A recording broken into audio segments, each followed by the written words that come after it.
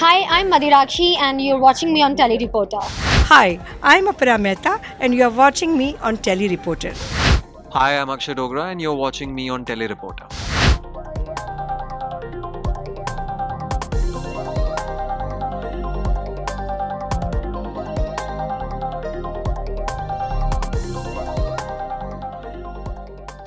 मैं बहुत ब्लेस्ड हूँ अगर इस तरह से आप सोचते हैं तो लेकिन और भी किरदार है जो मैं निभाती हूँ और मुझे ऐसा लगता है कि मेकर्स को मुझ पे काफ़ी ज़्यादा विश्वास है, ऑडियंसेस का विश्वास इतना ज़्यादा है मुझ पर कि जो कहानी लिखी जाएगी जिस तरह से मैं उसी तरह से उसे पोर्ट्रेट करूँगी as Sita. So then that trust I have and that makes me feel very very good. Okay किस आपके लिए एज एन एक्टर थोड़ा बहुत डिफिकल्ट होता है बिकॉज आपने एक बार ऑलरेडी सीता का किरदार प्ले किया. सो इस बार जब कर रही है तो ऐसा कुछ होता है कि अब मैं नया कैसे लाऊं इस किरदार को कि लोग आपको कंपेयर ना करें. एक्चुअली जब मेकर्स ने मुझे ऑन बोर्ड लिया तब उनके दिमाग में भी यही चीज़ थी एंड तो उन्होंने ये एक्चुअली कहानी कलयुग की है. सीता जी कैसे कलयुग में आती है, तो जो अभी तक प्ले किया हुआ है या आप लोगों ने कहानियाँ देखी हुई है वो कलयुग के पहले की कहानी देखी हुई है और ये जो कहानी है वो कलयुग में आने की कहानी है. तो चेंज तो वैसे भी है कि किस तरह का लुक होना चाहिए, क्या किस तरह से आपके पास तक वो मैसेज पहुंचवाना चाहिए. तो चेंज तो वैसे भी है, तो उसके लिए इतना नहीं मैं कह सकती हूँ कि स्टडी हुई है. ओके मदिराज, एक और चीज़ है, लोगों ने आपको ऑन स्क्रीन तो डिफरेंट किरदार निभाते हुए देखा बट वो आपको आपके इंडिविजुअल कैरेक्टर के हिसाब से भी देखना चाहते हैं ऑन स्क्रीन. आपका नाम बिग बॉस 16 के लिए एज अ कंफर्म कंटेस्टेंट आया हुआ है. So are you planning to be part of the show या कुछ है ऐसे जो आप रिवील कर सकते हैं? ये अभी तो मैं इस बारे में कुछ नहीं कह सकती बट मैं ये ज़रूर कहना चाहूँगी कि अगर ऊपर वाला चाहता है तो मैं हूँ. ओके लास्टली क्या कुछ नया देखने को मिलेगा ऑडियंस को आपके अंदाज में, यानी कि सीता के अंदाज में? नया अगर मैं अभी बता दूंगी तो आप लोगों को देखने में उतना मज़ा नहीं आएगा. मैं चाहती हूँ आप शो देखिए और फिर उसके बाद आप आगे से मुझे बताइए कि आपको आपके सवालों का जवाब मिल गया. दूसरा ये कि ये शो जो है ये इतनी शिद्दतों से बनाया गया है. ये हनुमान जी के ऊपर कहानी है, किस तरह से वो संकट दूर करते हैं अपने भक्तों के, इसलिए उनको संकट मोचन कहा जाता है. तो उनकी जर्नी और आज भी वो कलयुग में हैं जिनको हम मान जाते हैं कि वो बिल्कुल साक्षी हैं. ये पूरी कहानी उन पर आधारित है. Thank you very much. Believe me, I was not doing it. जितनी बार मुझे ऑफ़र हुई माइथोलॉजिकल सीरियल मैंने मना किया है because it is a very difficult thing to shoot and डर गई थी मैं थोड़ी सी. So like when I was offered this show मैंने पहले तो मना ही किया, लेकिन उसके बाद में the other reason was that मैंने दंगल पर काम नहीं किया था चैनल पर, और हर चैनल पर मैंने काम किया है. जो चैनल अभी बंद हो गए उस पर भी मैंने काम किया है. So I had not done anything on Dangal, so I decided to finally say yes. And believe you me, it is very difficult to shoot. It is ये जो गांव दिखा है वो रियल सेट बनाया है and it is so difficult to work on it. खुला है, ऊपर से बारिश हो रही है, गंदगी हो रही है नीचे, उसमें काम करना इज़ वेरी डिफ़िकल्ट. और लुक वाइज जब भी मैं मुगट वुगट से डर रही थी, अभी इसमें तो कुछ है ही नहीं है, उससे डर गई. मैंने कहा यार ये तो क्या तुम लोग कर रहे हो. But yes, then I decided to treat this as a learning experience for me and become a better actor. जो मैं साफ़ हिंदी बोलती हूँ लेकिन इसमें भी थोड़ा बहुत जो संस्कृताइज्ड हिंदी है वो कितना अच्छी तरह से और कितना नॉर्मली बोल सकूँ मैं. So I started treating it like that, कि let me become a student once again, listen to the director, talk to the writer, director and everybody and try to put in my best. Ma'am आपके looks काफ़ी ज़्यादा iconic रहे. आपने ही start किया था इतने बड़े बिंदी का. How does it feel to you now, because आपने टेलीविजन में एक बेंचमार्क सेट किया है जहाँ पे बहुत से एक्टर्स आपको फॉलो करें, बहुत से फैशन ट्रेंड्स जो है वो आपको लेकर फॉलो करें. Basically I am a Gujarati and when I got married to Darshan तब भी से मैं लाल बड़ी बिंदी लगाती थी. So it was natural for me when, क्योंकि मैं जब भी उस वक्त ये सब लुक वुक का ज़माना नहीं था. हमें जो ठीक लगे वही हम लोग करते थे. तो मैं कॉटन की साड़ियाँ, मिसमैच ब्लाउज़ पहनती थी, लाल बड़ी बिंदी. एक अभी रीरन में अगर लोग देखें तो पता चलेगा कि हमने कितना कम पहना था. एक लंबा मंगलसूत्र, एक छोटी सी चेन है, कान में मीडियम साइज़ के पहने, जो नॉर्मल कोई भी इंडियन औरत पहनेगी. और मुझे जब भी लोग कहते हैं ना कि लाल बिंदी आप पे अच्छी लगती है, तो मैं कहती हूँ हर इंडियन औरत पर लाल बिंदी खूबसूरत ही लगती है. तो ये सब ऑल पुट टुगेदर मैंने ये सब सोच के ये लुक नहीं लिया था. But then it became such a hit and everything and everybody started doing it and all. And I thought it was so normal ना, कैसे मतलब मैंने तो कभी इतना ध्यान उस पर दिया नहीं है. बट माई डार्क आइज़ या डार्क लिप्स, ये मैं हमेशा ऐसी नहीं रही हूँ. जब से लिपस्टिक लगाना शुरू किया या आंखें करना शुरू की तब से I was always like this you know. And even when I wear my western outfits सभी मैं बिंदी नहीं लगाती हूँ, लेकिन मेरी आंखें होती है, लिप्स, ये सब होता है. तो yes, I am a very normal person. मैं ना आउटलैंडिश लुक्स नहीं लेती हूँ. ये जो एक डॉट जितना डायमंड लगाना, ये सब मुझे लगता है why do it, put a nice bindi ना, क्यों ऐसा. बट मैं आउटलैंडिश लुक्स मुझे पसंद नहीं है, और बहुत फ्लैट लुक भी मुझे पसंद नहीं है. There has to be some colour on the face. बहुत बार नो नेचुरल है, नेचुरल है. तो तब भी मैं हमेशा समझाती हूँ चैनल के लोगों को कि जब भी नो मेकअप लुक चाहिए ना, उसमें बेस्ट मेकअप चाहिए. You can not have a no makeup look. और बार सब लोग कहते हैं ना, ये लोग तो उठते हैं तभी भी ऐसे. तो मैं सुबह में उठती हूँ वैसी, अगर मैं दिखूँ तो कोई देखेगा नहीं.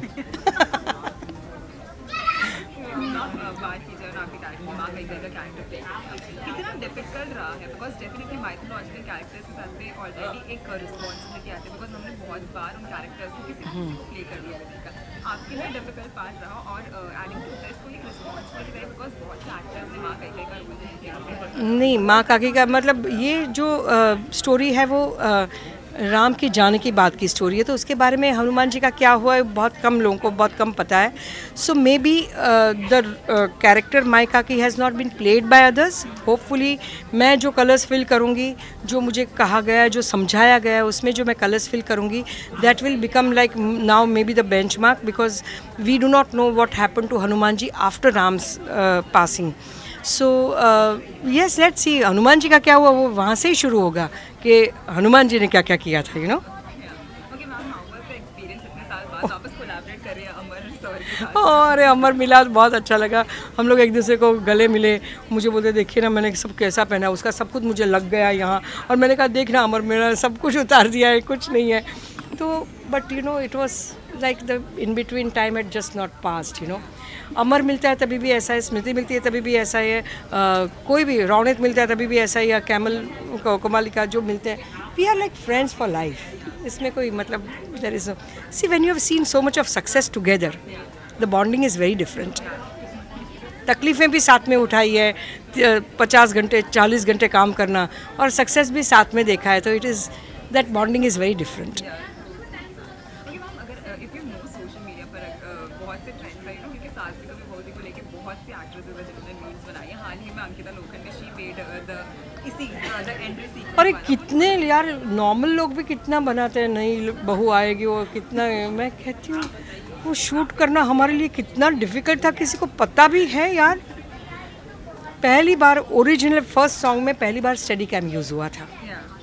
एंड 3 रात तक उस वो बंगलों की लाइटिंग हुई थी, और हमने 21 ओके टेक्स किए थे. 21 ओके टेक्स. उसके पहले स्टेडी कैम सिर्फ दौड़ नाम की फिल्म में यूज़ हुआ था, और steady cam was new 21 years ago.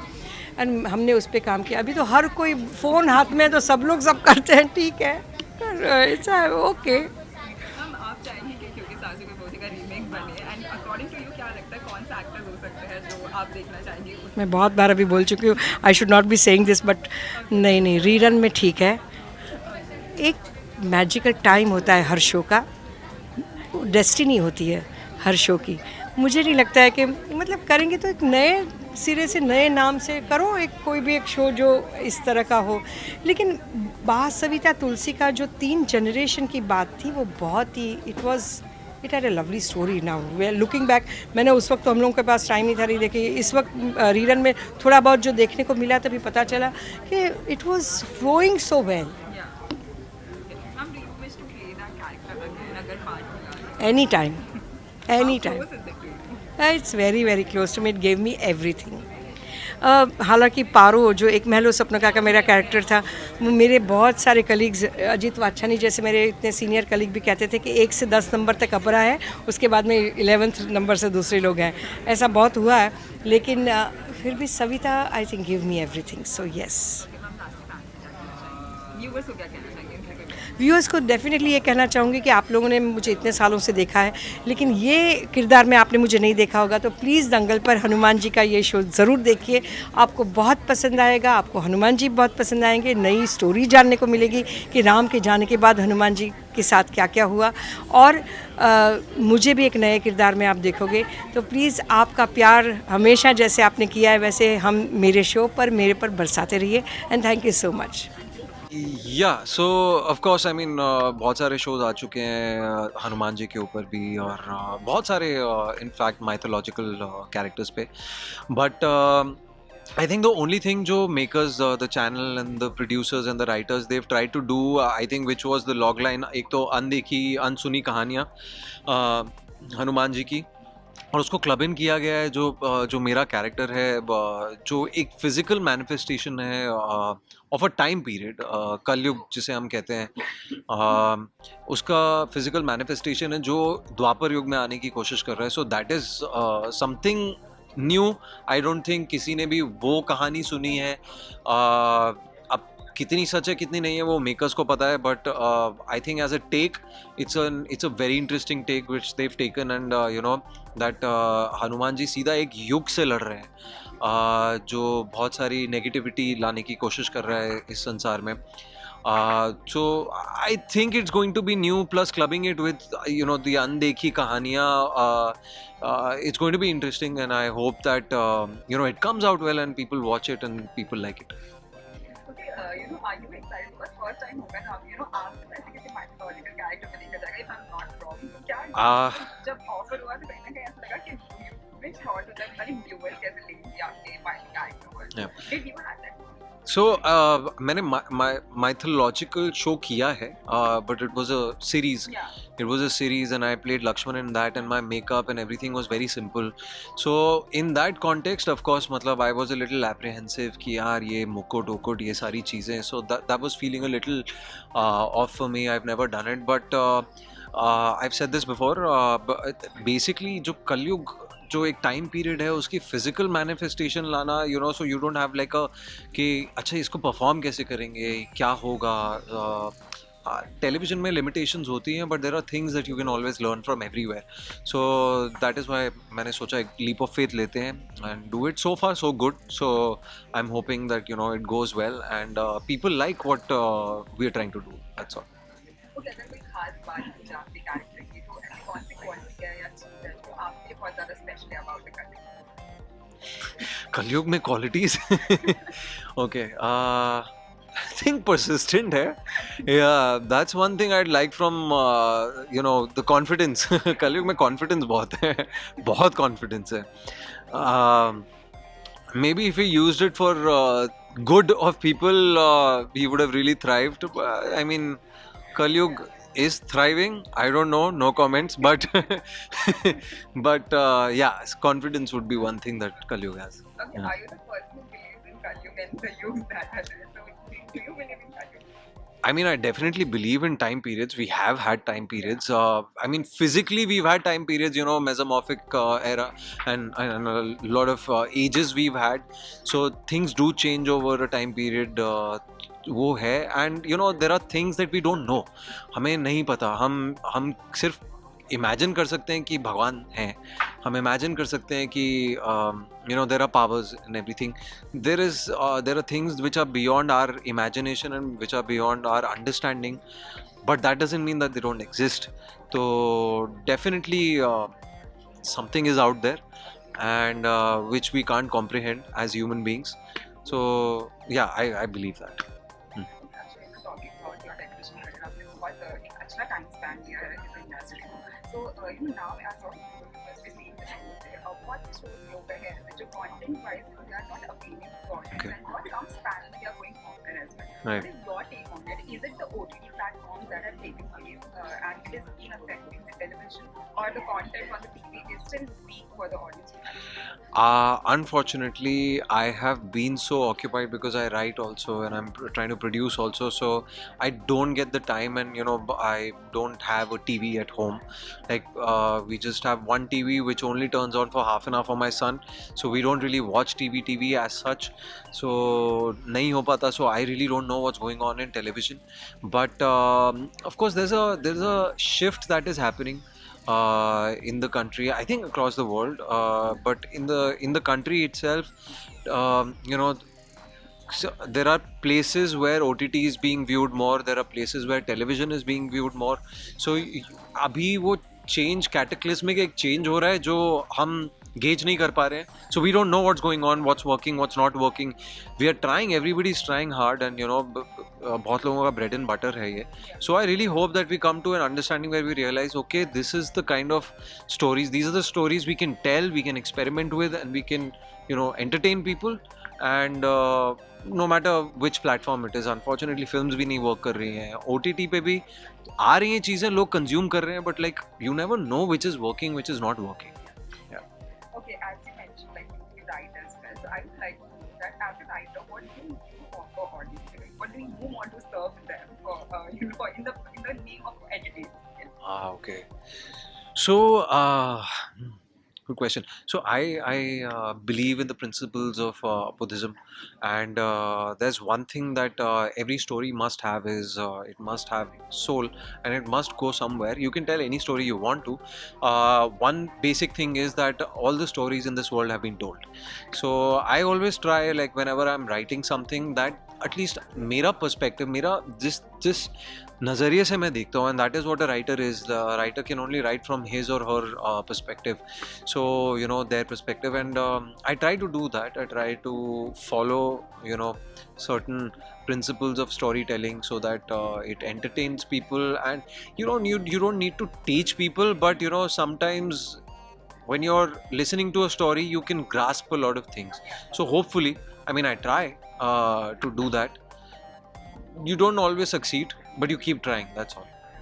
Yeah. Okay, lastly, I would like to know that if I'm not wrong, you have not been part of any reality shows, and reality shows TV पे बहुत ज़्यादा चल रहे हैं, and there are lot of actors who do prefer to be part of reality shows like Big Boss.